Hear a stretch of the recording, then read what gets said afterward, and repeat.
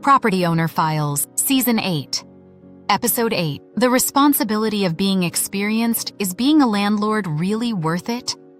Experience changes how you make decisions, but it also changes something else. Your impact. Because once you've seen enough, what you do next doesn't just affect you, it affects others. Today's file is about the responsibility that comes with experience. Welcome back to Property Owner Files, the responsibility of being experienced. At the beginning, ownership is personal. Your money, your decisions, your outcomes. But over time, that changes. People start asking you questions, watching your decisions, learning from your behavior. And without realizing it, your experience becomes influence. Today's file is about what that means. Because experience doesn't just give you clarity, it gives you responsibility. Stay until the end, because the final shift defines what it actually means to be a responsible owner.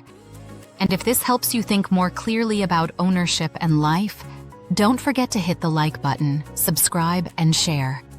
Part 1. Experience creates influence. You don't need a platform to influence people.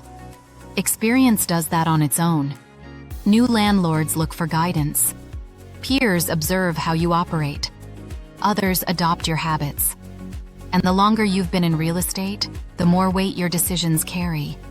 Not because you're trying to lead, because people assume you know. Still watching? This is where responsibility begins. Part 2. What you say can mislead. Experienced owners can simplify things too much. This works. Just do this. It's not that complicated, but what feels simple now was built on years of context. And when that context is missing, advice can mislead. Not intentionally, but practically. This is the responsibility, to recognize that what's obvious to you is not obvious to someone else. Still watching? This next part is about restraint. Part 3. What you don't say matters. It's not just what you share. It's what you leave out. The risks you don't mention. The time you don't explain. The complexity you don't show. Because incomplete advice can create false confidence. And false confidence creates expensive mistakes. Responsible teaching includes the full picture, even when it slows people down. Still watching? This is where ownership becomes ethical. Part 4. Responsibility isn't control. Being experienced doesn't mean controlling outcomes. It doesn't mean telling people exactly what to do.